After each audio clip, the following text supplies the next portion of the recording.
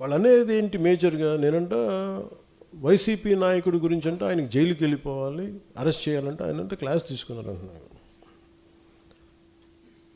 మీరు చెప్పండి, నిజంగా ఒక క్రైమ్ చేసిన వాడిని నేను చెప్పాలా? అంటే ఒకటి జైలుకి వెళ్ళిపోయి ఒకళ్ళకి ఏదైనా అయిపోతే దానివల్ల జనసేన ఎదుగుతాడు, పవన్ కళ్యాణ్ ఎదుగుతాడు. అంత దిగజారుడు మైండ్ సెట్ ఉంది. అసలు దానికోసం పాలిటిక్స్కి వస్తాం? అసలు మీరు పాలిటిక్స్లో మీరు ఎంపీ ఇలాంటి వాళ్ళు ఎవరు పాలిటిక్స్లో లేనప్పుడు కదా నేను వచ్చి రోడ్డు మీదకి వచ్చి ఆ రోజున వైఎస్ రాజశేఖర రెడ్డి గారు ముఖ్యమంత్రిగా ఉన్నప్పుడు కదా నేను నా తుపాకీని సరెండర్ చేసి కదా నేను పాలిటిక్స్కి వచ్చింది. ఏం మాట్లాడతారు మీరు? ఎంత తెగింపు ఉంటే వస్తాం, ఎంత తెగించే గుణం ఉంటే వస్తాం పాలిటిక్స్కి. అలాంటి నేను కూర్చోబెట్టంటే వైసీపీ నాయకుడు అంటే ఆయన జైలుకి వెళ్ళాలని నేను చెప్పానని ఈయన ఊహించుకొని చెప్తారు. అదో పెద్ద న్యూస్ అది. మరి మీరు అందరికీ కళ్ళుకి ఏం కనిపించట్లేదండి? మీ అందరికీ సమస్యలు కనిపించట్లా? ఎంతసేపు వైసీపీ నాయకుడు జైలును ఇవేనా? నేను వెళ్ళి ప్రధానమంత్రి గారితోటేను అమిత్ షా గారితో మాట్లాడితే ఇవే కనిపిస్తాయా? ఇంకేం ఉండవు మాకు సమస్యలు?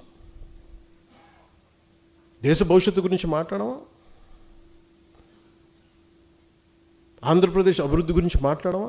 కూర్చోబెట్టి వీళ్ళని జైల్లో పెట్టండి, వాళ్ళని జైల్లో తీయండి, వీళ్ళ నడుంకి బెల్ట్ కట్టేయండి, వాళ్ళ గురుజులు ఇవే చెప్తాం చెన్నాలి. అయినా వాళ్ళకి చెప్పాలా? వ్యవస్థకి నేను చెప్పాలా?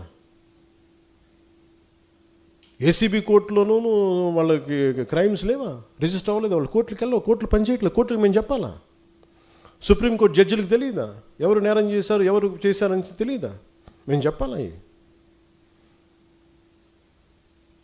ఇది నన్ను ఇన్సల్ట్ చేయడం కాదు, అమిత్ షా గారిని ఇన్సల్ట్ చేయడం కాదు, వ్యవస్థని అవమానపరచడం.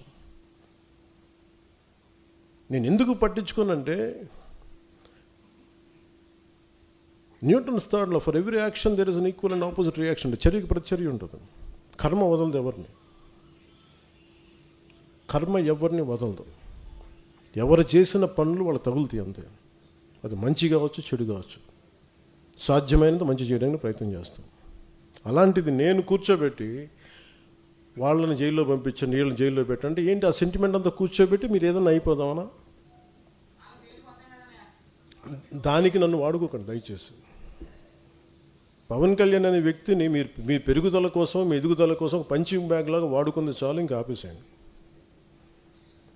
ఈ రోజున నాయకులకి, ఆడపడుచులకి, మహిళా నాయకులకి, అందరికీ చెప్తున్న నాయకులకు కూడా, కార్యకర్తలకి, జన సైనికులకి నా సహనం ఇంక ఇప్పుడు దాకా చూపించాను. ఒక పుష్కరం తర్వాత నేను నా సహనం భరించాను, నేను అందరినీ భరించాను. ఇక భరించడాలలో కాన్సిక్వెన్సెసే ఉంటాయి ఎవరికైనా సరే. నాకు ఆ భయాలు లేవు. నాకు అసలు ఓడిపోవడాలు, గెలుపుల మీద నాకు ఏమీ లేదు. నేను ఎప్పుడు ముందుకే వెళ్తాను. అంతేగాని కూర్చోబెట్టి వీళ్ళనంటే ఈ మాట అంటే ఓట్లు పోతాయి